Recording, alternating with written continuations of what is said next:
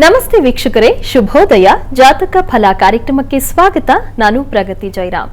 ವೀಕ್ಷಕರೇ, ಇವತ್ತು ನಾವೆಲ್ಲರೂ ಸಹ ನವರಾತ್ರಿಯ 5ನೇ ದಿನದಲ್ಲಿದ್ದೀವಿ. ಇವತ್ತು ಅಮ್ಮನವರ ಆರಾಧನೆ ಯಾವ ರೀತಿಯಾಗಿರಬೇಕು, ಜೊತೆಗೆ 5ನೇ ದಿನದ ವಿಶೇಷತೆ ಏನು, ಹಿನ್ನೆಲೆ ಏನು, ಇದರ ಬಗ್ಗೆ ಸಂಪೂರ್ಣವಾದಂತಹ ಮಾಹಿತಿಯನ್ನ ತಿಳಿಸಿಕೊಡಲಾಗುತ್ತೆ. ಹಾಗೆ ಇವತ್ತು 12 ರಾಶಿಗಳ ಫಲಾಫಲ ಹೇಗಿದೆ ಅಂತ ನೋಡ್ತಾ ಹೋಗೋಣ. ಮೊದಲಿಗೆ ಪ್ರಾಜ್ಞರಾದ ಶ್ರೀಕಂಠ ಶಾಸ್ತ್ರಿ ಅವರನ್ನ ಕಾರ್ಯಕ್ರಮಕ್ಕೆ ಸ್ವಾಗತಿಸೋಣ.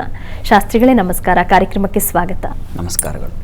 ಶಾಸ್ತ್ರಿಗಳೇ, ಮೊದಲಿಗೆ ಈ ದಿನದ ವಿಶೇಷತೆ, ಅದು ನವರಾತ್ರಿಯ 5ನೇ ದಿನಕ್ಕೆ ಕಾಲಿಟ್ಟಿದ್ದೀವಿ ನಾವೆಲ್ಲರೂ ಸಹ. ಹಾಗಾಗಿ ಇವತ್ತು ಅಮ್ಮನವರ ಆರಾಧನೆ ಹೇಗಿರಬೇಕಾಗತ್ತೆ, ಈ ದಿನದ ವಿಶೇಷತೆ ಬಗ್ಗೆ ಮಾಹಿತಿ ತಿಳಿಸ್ಕೊಡಿ.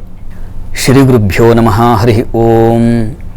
ಮೂರ್ತಿತ್ವೇ ಪರಿಕಲ್ಪಿತ ಶಶಿಭೃತೋ ವರ್ತ್ಮ ಪುನರ್ಜನ್ಮನಾಂ ಆತ್ಮೇತ್ಯಾತ್ಮವಿದಾಂ ಕೃತಶ್ಚ ಯಜತಾಂ ಭರ್ತ ಅಮರಜ್ಯೋತಿಷಾಂ ಲೋಕಾನಾಂ ಪ್ರಳಯೋದ್ಭವ ಸ್ಥಿತಿವಿಭುಶ್ಚಾನೇಕಥಾ ಯಶ್ರಿತೌ ವಾಚನ್ನ ಸದತಾತ್ವನೇಕ ಕಿರಣಃ ತ್ರೈಲೋಕ್ಯ ದೀಪೋರವಿಃ. ಸರ್ವಮಂಗಲ ಮಾಂಗಲ್ಯೇ ಶಿವೆ ಸರ್ವಾರ್ಥ ಸಾಧಿಕೆ ಶರಣ್ಯೇ ತ್ರ್ಯಂಬಕಿ ಗೌರಿ ನಾರಾಯಣಿ ನಮೋಸ್ತುತೆ. ಸಮಸ್ತ ವೀಕ್ಷಕರಿಗೆ ಶುಭೋದಯ, ಶುಭ ಬೆಳಗು. ಈ ದಿನದ ವಿಶೇಷವನ್ನು, ಮಹತ್ವವನ್ನು ಗಮನಿಸುವ ಪೂರ್ವದಲ್ಲಿ ಇವತ್ತಿನ ಪಂಚಾಂಗವನ್ನು ಗಮನಿಸಿಕೊಳ್ಳೋಣ. ಶ್ರೀ ಶೋಭಕೃ ನಾಮ ಸಂವತ್ಸರ, ದಕ್ಷಿಣಾಯನ ಶರದ್ ಋತು, ಆಶ್ವೇಜ ಮಾಸ, ಶುಕ್ಲ ಪಕ್ಷವಾಗಿದೆ. ಈ ದಿವಸ ಗುರುವಾರವಾಗಿರತಕ್ಕಂಥದ್ದು. ಪಂಚಮಿ ತಿಥಿ, ಜ್ಯೇಷ್ಠ ನಕ್ಷತ್ರ. ಈ ದಿವಸ ಪಂಚಮಿ ತಿಥಿ ಬಹಳ ಶ್ರೇಷ್ಠವಾದದ್ದು ತಾಯಿಗೆ.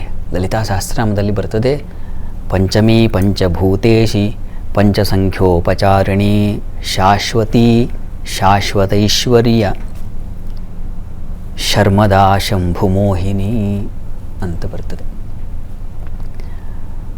ಆ ಪಂಚಮಿ ತಿಥಿಯಲ್ಲಿ ಆಕೆ ವಿರಾಜಮಾನಳಾಗಿರ್ತಾಳೆ.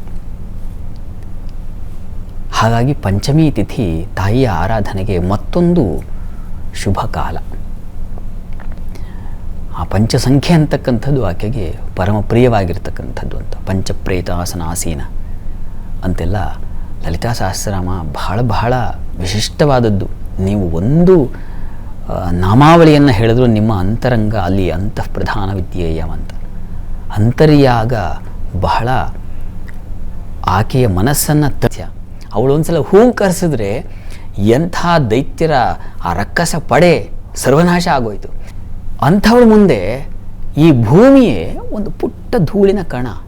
ಭೂಮಿಯೊಳಗೆ ನಾವಿರತಕ್ಕಂಥದ್ದು ಇನ್ಯಾವ ಮಟ್ಟಿಗಿನ ಕಣ. ಹೀಗಾಗಿ ನಾವು ಈಗ ನಮ್ಮ ಬದುಕು ಬಂದಿದೆ, ಭೂಮಿ ಮೇಲೆ ನಾವಿದ್ದೀವಿ. ಹೀಗಾಗಿ ಇನ್ನೊಬ್ಬರಿಗೆ ತೊಂದರೆಯಾಗದ ಹಾಗೆ ಬದುಕುವ ನನ್ನೊಳಗಿನ ಅಹಂಕಾರವೋ ಮತ್ತೊಂದೋ ಇನ್ನೇನೋ ಮಣ್ಣು ಮಸಿ ಅದೆಲ್ಲವನ್ನು ಅಳಿಸಿ ನನ್ನ ಬದುಕನ್ನು ಒಂದು ಸುಂದರಗೊಳಿಸಿಕೊಡು ಅಂತ ಆ ತಾಯಿಯಲ್ಲಿ ಸರ್ವರೂ ಪ್ರಾರ್ಥನೆ ಮಾಡಿ. ಆ ತಾಯಿ ಕುಪುತ್ರೋ ಜಾಯೇತ್ ಕ್ವಚಿದ ಪಿಕುಮಾತ ನ ಭವತಿ ಅಂತಾರೆ ಭಗವತ್ಪಾದರು. ಕೆಟ್ಟ ಮಕ್ಕಳು ಹುಟ್ಟು ಬೀಳಬಹುದಂತೆ, ಕೆಟ್ಟ ತಾಯಿ ಇರಲಾರಳು ಅಂತ. ಹೀಗಾಗಿ ತಾಯಿ ನಾವು ಮನಸ್ಸಿನಿಂದ ಕೇಳಿಕೊಂಡ್ರೆ ಖಂಡಿತ ನಮ್ಮನ್ನು ಸರಿಪಡಿಸ್ತಾಳೆ, ನಮಗೆ ಮಂಗಳವನ್ನು ಉಂಟು ಮಾಡ್ತಾಳೆ. ಸರಿ ಶಾಸ್ತ್ರಿಗಳೇ, ನವರಾತ್ರಿಯ 5ನೇ ದಿನವಾದ ಇವತ್ತು ಅಮ್ಮನವರನ್ನ ಸ್ಕಂದಮಾತೆ ಸ್ವರೂಪದಲ್ಲಿ ಆರಾಧನೆ ಮಾಡೋದ್ರಿಂದಾಗಿ ಯಾವೆಲ್ಲ ಫಲ ಸಿಗುತ್ತೆ ಅನ್ನೋದ್ರ ಬಗ್ಗೆ ಮಾಹಿತಿ ತಿಳಿಸ್ಕೊಟ್ರಿ. ಇನ್ನು 12 ರಾಶಿಗಳ ಫಲಾಫಲದ ಬಗ್ಗೆ ಮಾಹಿತಿಯನ್ನ ಕೇಳಿ ಪಡೆದುಕೊಳ್ತೀನಿ. ವೀಕ್ಷಕರೇ, ಇನ್ನು 12 ರಾಶಿಗಳ ಫಲಾಫಲ ಇವತ್ತು ಯಾವ ರೀತಿಯಾಗಿದೆ ಅಂತ ನೋಡ್ತಾ ಹೋಗೋಣ, ಪುಟ್ಟದೊಂದು ವಿರಾಮದ ನಂತರ.